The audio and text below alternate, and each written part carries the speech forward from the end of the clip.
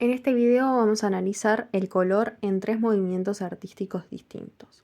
Comenzando por Argentina, en un contexto entre los años 1910 y 1930, donde se establecieron varios grupos artísticos.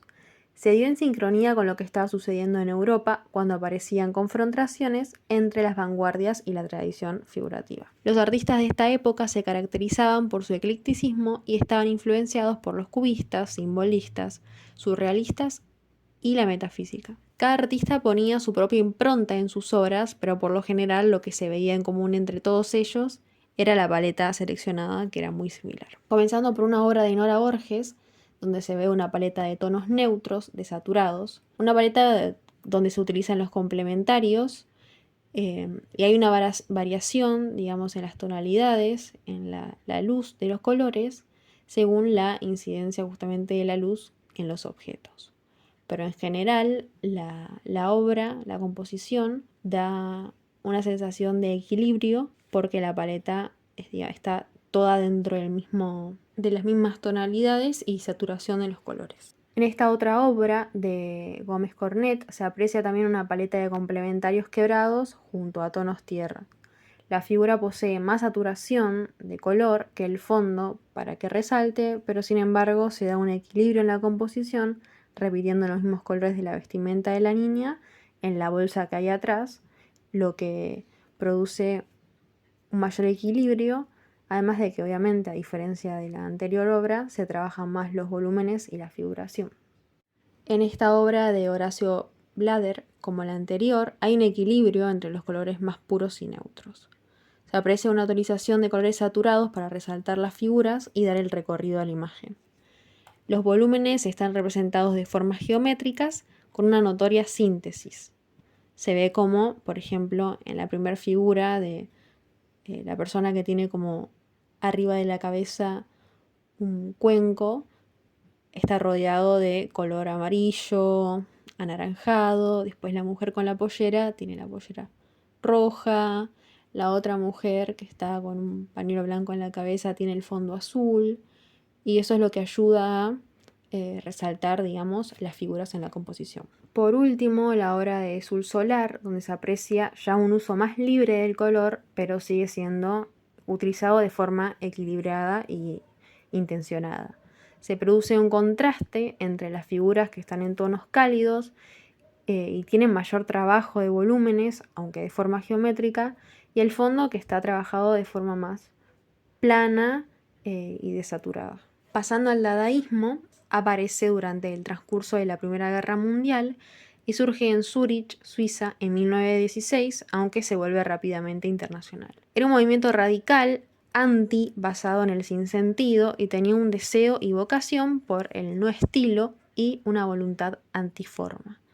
Se opone a la tradición clásica basada en la noción de la forma y les importaba más la gestualidad que la propia obra. Todo esto era como en revolución o crítica al anterior arte. Se basaron más que nada en fotomontajes, collage, ensamble, utilizando materiales de reciclaje, objetos de la vida cotidiana, para realizar sus obras. Digamos, hacían arte con basura, que esto es justamente porque querían hacer una crítica al arte tradicional. Predominaba más que nada una paleta en tonos blanco, negro, gris, sepias, con un toque de colores saturados, rojo, amarillo, azul, para acentuar algunas partes de la obra. Empezando por un ensamblaje de Cart, donde se aprecia el uso de objetos cotidianos para dar relieve. Se ve como eligió conservar los colores originales de los elementos, como la madera que está de fondo, el óxido de ese metal, el cuero azulado, pero sin embargo después dio toques de color con pintura y también eligiendo, por ejemplo, abajo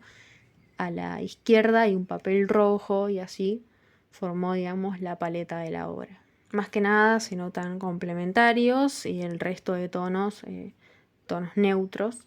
Después un collage de Haussmann, donde se crea una composición en base a fotomontaje, con la utilización de una paleta cálida, con predominación de tonos sepia. Se ve también el uso de la tipografía, que es muy recurrente en el dadaísmo. Y bueno, generalmente estos tonos sepia son debido a que las imágenes eran extraídas de revistas y estos son los colores, el tono que tenían dichas fotografías. Otro fotomontaje de Hannah Hutch, donde ella expresaba más que nada una crítica a la sociedad por el maquinismo, también hacía una crítica sobre el papel de la mujer en esa época.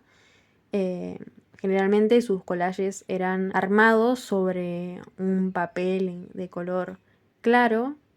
Y bueno, también se ve esta paleta en sepia, blanco y negro, por lo mismo que había dicho de dónde eran extraídas las imágenes, aunque casi siempre se ponía como un toque de color cuando encontraban alguna imagen así más colorida, como es el caso del tono azul que hay en el fondo.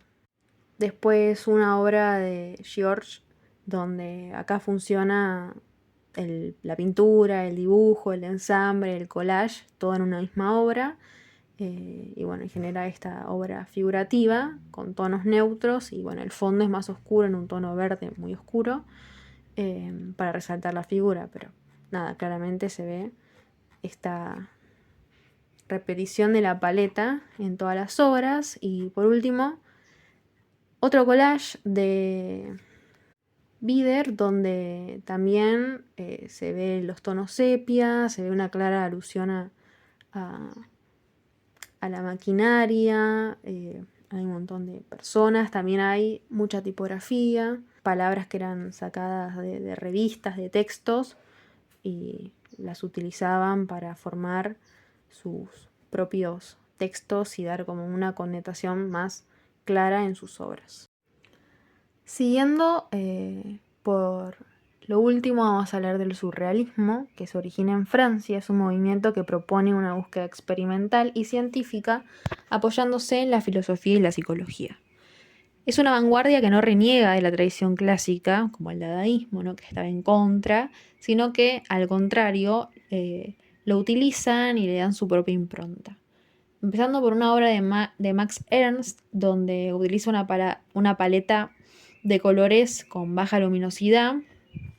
En toda la obra hay como un tinte grisáceo, lo que da como este efecto sombrío inquietante. Obviamente se ve la clara influencia de la metafísica por, digamos, como que el contexto de la obra, por dónde está ubicado este elefante y qué clase de elefante es. Está el elefante gris, como dije, que está haciendo una alusión a la maquinaria, claramente, acorde al contexto que se estaba dando, y hay unos ciertos puntos de color saturado que le proporcionan al espectador,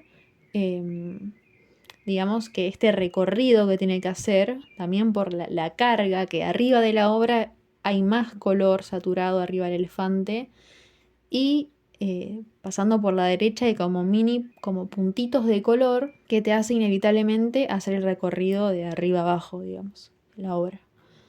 Después en la obra de Dalí, La metamorfosis de Narciso, se puede notar un contraste entre cálidos y fríos, del lado derecho y lado izquierdo. Hay un gran trabajo de texturas, volúmenes, y siempre se genera esta tensión entre las figuras y el fondo, ya que el fondo tiene como mini escenas, es como en la misma obra hay como hay mucho que ver y analizar. Entonces, bueno, se produce, ¿no?, este como desequilibrio entre las figuras y el fondo. Las paletas mayormente son cálidas y hay un gran contraste entre luces y sombras. Hay como una iluminación de tipo teatral, pero en un exterior.